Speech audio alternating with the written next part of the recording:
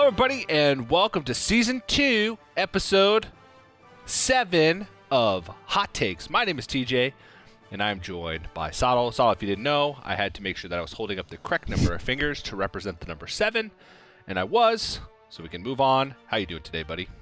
Did you get it right first time, or was it multiple attempts? I'm doing great, TJ. It's obviously a very emotional end to the Grandmasters round robin. We did wave goodbye to a few players, but of course we have the playoffs and that one remaining relegation spot for each region to fight it out for. So I'm sure, without knowing what the topics are, that we're going to be addressing that in some way, and I'm excited and breaking down how things are going to go. Yeah, I'm excited too, though this episode is a little awkward for me because it felt like we had a good, resting point to get rid of hot takes forever last week after you said that I was the best Hearthstone analyst that ever existed and will ever exist, but alas, a new week, a new sobering week for me and for you. Yeah, I don't really get it. Like, is this some kind of Ocean's 11 situation where, like, you've revealed your master plan, but that actually wasn't your plan all along? There's actually some other grander plan that has been going along behind the scenes? Because if I already know that the purpose of this show has been fulfilled, why are we still here, TJ? What's happening? Yeah, I do have another plan.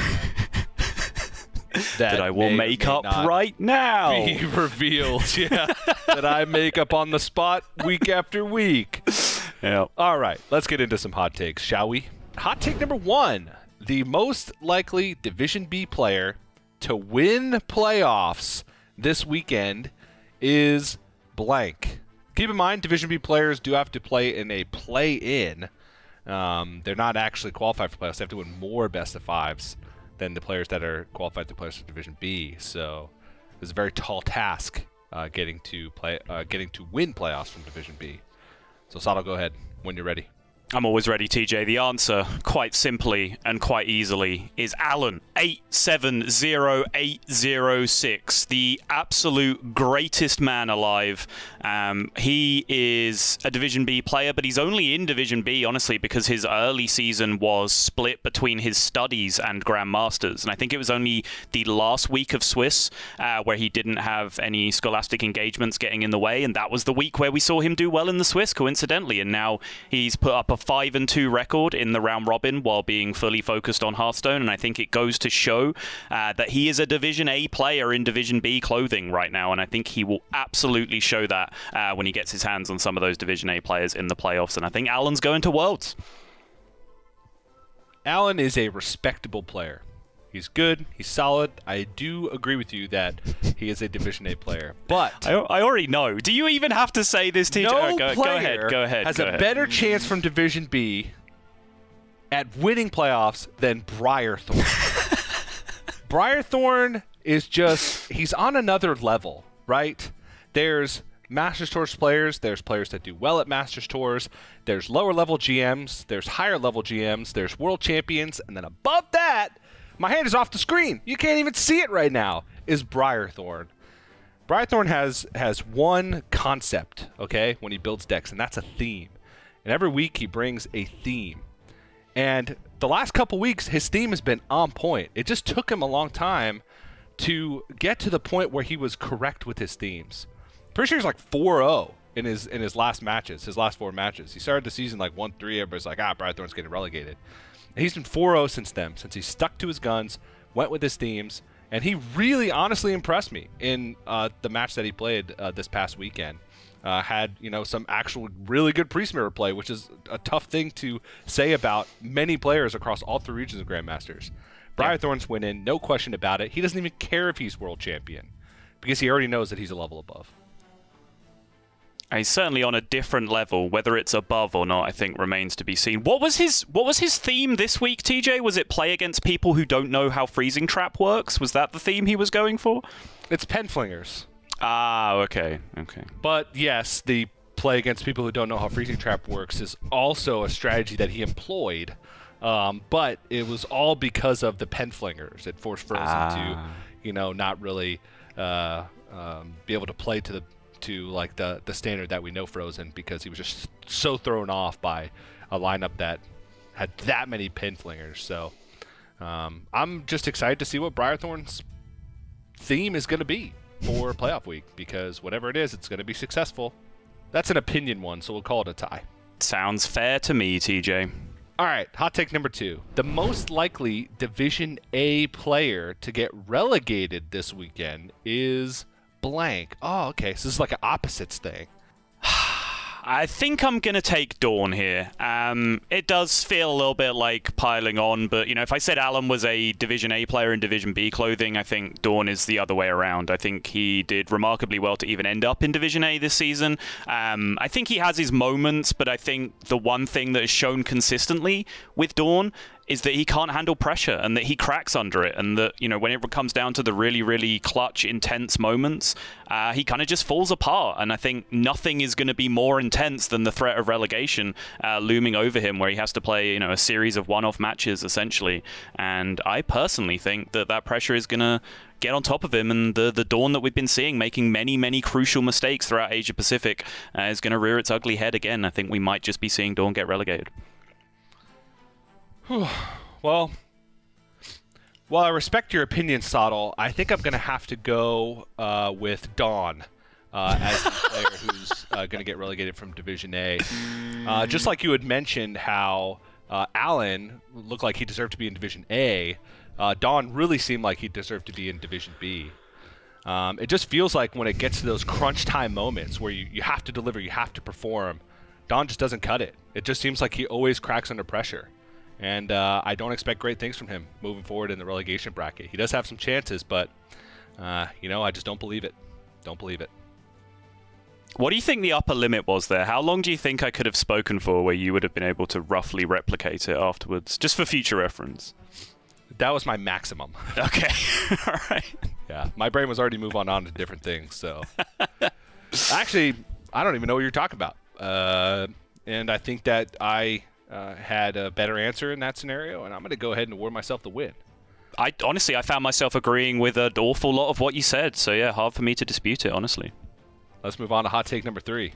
Swids is more likely to win playoffs than to complete the Spot the Lethal solo adventure. Well, I suppose to give some context to this hot take, the best thing to do would be to go ahead and take a look back at some shining moments from Swids' play.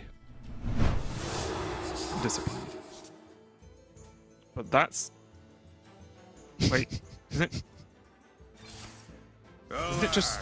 Warlock. Wait, what? Hello? There's no secret, right? Am I being stupid, Sol? I don't believe there's a secret in play, no. Marrow Slicer Chaos Strike? He's on 6 health? Mm-hmm. I hope you're happy, Swids. You've made Raven go fully invisible. That wasn't even hard. Count for me, Sol. Isn't that just lethal? 7, 9, 10, 11, 15, 23, 28, 30. Yes. Okay, Swids. 7, Look. 9, 11, 15, 19. Wait, I got lost. 7, 9, 11, 15, 23, 28, 30. Yeah, I think it's It does, exactly right? 30. I did count it twice before I even asked you, but I thought we'd asked. We're a team. Like to work together. But, Yeah. Swids, I don't want to be angry at you, mate. Never a more fitting result. Never a more fitting result on a Hearthstone turn, Raven. He still is. Kane as well. Oh, I know he is. I'm saying from his point of view, like Kane would have been a bit of a scary factor. Wait, right? what the? Swids! Did he? Wait. Nope, Swids. Okay, that's sick lethal. Straight out the window. And we can continue. I feel like this has been put in there just to give me a chance to soapbox against Swids, which seems a little bit unfair, but here we go. Absolutely. Here we go. Absolutely, this is true. That Spot the Lethal adventure is 100% incomplete on Swid's account right now. He cannot do it. He has never seen a lethal in his entire life. In fact, I promise you, whenever that solo adventure came out, he opened it up and thought it was way too hard and immediately started complaining that they've upped the difficulty enormously of all their solo content. Swids is a great player. He just seems to be physically incapable of basic mathematics, which does seem to be a pretty crucial skill for a Hearthstone player, it does have to be said. In fact, I will go one step further here and say that it's actually odds-on that Swids will win playoffs and will qualify for the World Championships while also missing lethal in the process. I think that is a very likely scenario to happen because he is an excellent player, but at certain points, his brain just shuts down. He doesn't seem to be able to maintain focus for the hour and a half, 2 hours that a European Grandmasters series takes right now. And until that level of focus is fully achieved, we're going to keep seeing 4 + 2 does not equal 6 coming out from him. It's just going to keep happening. Saddle, I just think he got it all wrong, man. I think he got it all wrong. It's not because he can't do basic math. It's because his brain is just too big. He even tweeted during the weekend that during Grandmasters matches, he's just bored because it's not enough of a challenge because his brain is too big. He's thinking about too many things. He's doing way more complicated mathematics. I don't even know complicated math words. Proofs. There you go. He's doing proofs in his head. That's the only complicated math term I know. So, I do think that Swids could complete the puzzle as long as he had incentive to do it, the solo adventure. And what greater incentive there is than rubbing a smug British person's face in the dirt? Do you understand which smug British person's face is being rubbed into the dirt right now, Sottle? This one right here.